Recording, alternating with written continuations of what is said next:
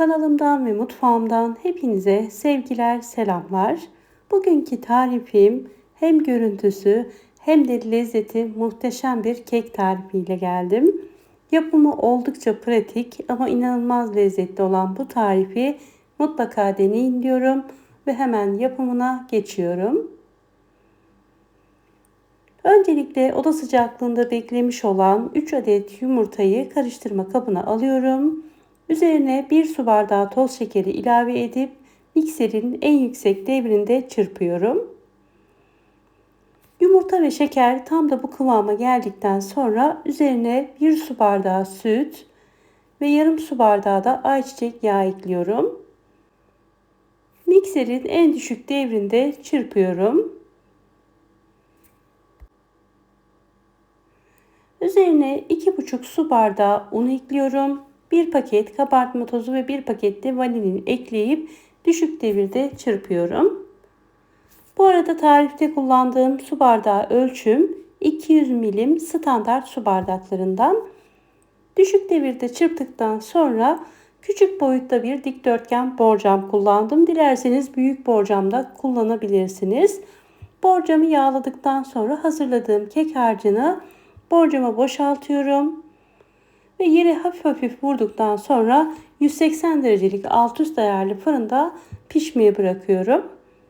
Kekin üzerine dökmek için çikolatalı bir sos hazırlayacağız. Bunun için 2 yemek kaşığı dolusu kakao, 5 yemek kaşığı dolusu toz şeker ve 2,5 su bardağı sütü uygun bir sos tenceresine alalım ve hiç bırakmadan karıştırarak bir taşım kaynatalım.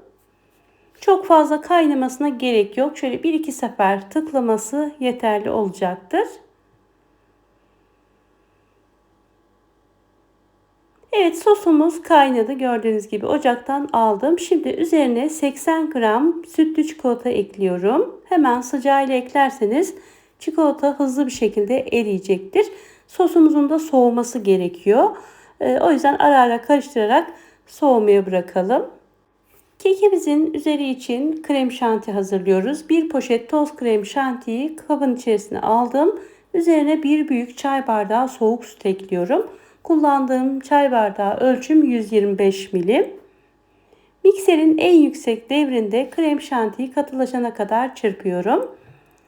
Ve üzerine 1,5 yemek kaşığı kadar da kahvaltılık sürülebilen çikolata ekliyorum. Ve tekrar çırpmaya devam ediyorum. Böyle renginin biraz açık kahverengi olmasını istiyorum. Ama dilerseniz beyaz da bırakabilirsiniz. Bu tamamen size kalmış. Evet, artık krem şantimiz de hazır. Şimdi kekimizi kontrol edebiliriz. 180 derecelik alt üst ayarlı fırında yaklaşık 25-30 dakikada güzel bir şekilde pişmiş oluyor. Keki fırından aldıktan sonra yarım saat kadar ılımaya bırakalım. Sonrasında bir pipet yardımıyla keke bu şekilde delikler açalım. Hazırladığımız çikolata sosu kekin üzerine boşaltacağız ve bu deliklerden o sos geçecek. Hem hafif kek ıslanacak hem görüntüsü de çok güzel olacak. Kekin üzerine delikler açtıktan sonra kenarda soğumuş olan sosumuzu tamamen üzerine gezdirelim. Mutlaka eşit bir şekilde dökelim ki açmış olduğumuz bütün deliklere sos geçsin, tamamen eşit bir şekilde dağılsın. Sonrasında kenarda mutlaka tamamen soğumaya bırakalım. Aksi takdirde üzerine sürmüş olduğumuz krem şanti eriyecektir ve hiç güzel bir görüntü olmayacaktır. O yüzden sosunu döktükten sonra tamamen soğutalım ve sonrasında üzerine tamamen krem şantiyi boşaltalım. Bir spatula yardımıyla eşit bir şekilde üzerine yayalım. Eğer vaktiniz varsa en az 5-6 saat buzdolabında dinlenmeye bırakın. Sonrasında dilimleyerek afiyetle tüketebilirsiniz. Bu arada videomu buraya kadar izlediyseniz yorum kısmına bir kalp, bir emoji ya da izlediğinize dair ufak da olsa bir yorum bırakırsanız çok mutlu olurum. Ben de bu şekilde izlemiş olduğunuzu anlarım. Şimdiden yorum yapan, destek olan herkese çok teşekkür ediyorum.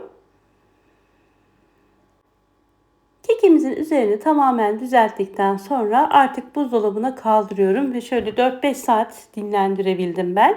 Sonrasında dilediğiniz büyüklükte dilimleyerek üzerinde nasıl istiyorsanız o şekilde süsleyerek servis edebilirsiniz. Kesmiş olduğunuz her bıçak darbesinden sonra bıçağı mutlaka peçeteyle silerseniz daha net, güzel dilimler elde edersiniz.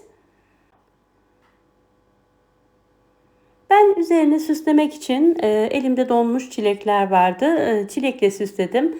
Sizler elinizde olan istediğiniz malzemeyle süsleyerek bu nefis kekimizi servis edebilirsiniz. Biraz da renklendirmek için kakaolu pasta çubuklarım vardı. Onlardan koydum. Dilerseniz yeşil fıstık veya Hindistan cevizi koyarak da servis edebilirsiniz. Evet, nefis kekimizin son hali bu şekilde. Gerçekten tadı, görüntüsü muhteşem oldu. Hemen sizlere şöyle bir dilim alıp daha yakından göstermek istiyorum. Evet, kekimizin son hali bu şekilde. Gerçekten lezzeti inanılmaz güzeldi. Kesinlikle denemenizi tavsiye ediyorum. Ve denedikten sonra da bu videonun altına olumlu ya da olumsuz mutlaka geri dönüşlerinizi bekliyorum. Hemen şöyle ikinci dilimi de çıkardım. Dilerseniz büyük borcamda da hazırlayabilirsiniz. Eğer büyük borcamda yaparsanız kekiniz biraz daha ince olacaktır. Bunu özellikle belirtmek istedim. Hemen servis tabağıma alarak sizlere şöyle kıvamını da göstermek istiyorum. Yumuşacık kekiyle, içindeki çikolata sosuyla nefis bir kek oldu. Umarım sizler de dener ve memnun kalırsınız. Bugünlük de bu videomuzun sonuna geldik. Umarım videomu keyifle izlemişsinizdir. Eğer videomu beğendiyseniz beğen tuşuna basmayı, bana destek olmak için ufak da olsa bir yorum bırakmayı unutmayın lütfen.